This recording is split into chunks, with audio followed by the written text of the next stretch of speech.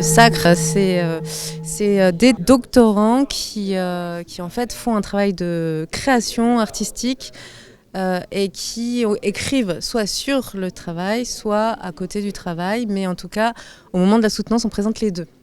On présente le film, donc ça c'est le film que je vais présenter, et un texte. Et moi je pense que je vais vraiment écrire que sur le film, c'est-à-dire que je vais faire des journaux, le journal du Cambodge, le journal de Paris et le journal de Californie.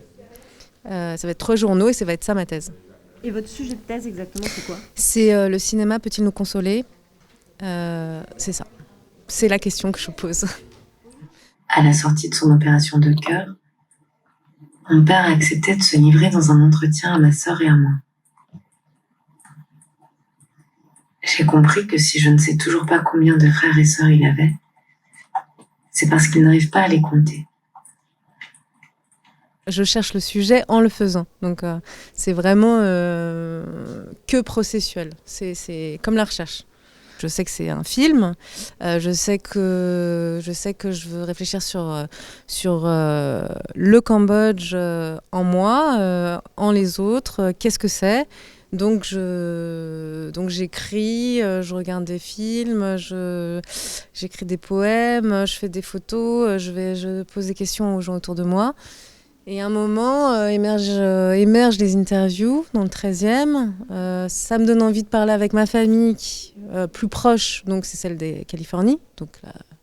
Et donc je vais les voir. J'ai une bourse de Berkeley. Donc grâce à la bourse de Berkeley, je peux financer ça, parce que ça coûte quand même cher dans les États-Unis. J'ai les interviews de ma famille, j'ai des images du Cambodge que j'ai prises avant sur la mémoire de mes propres voyages. J'ai cette matière, et puis après, la voix off que j'ai écrite.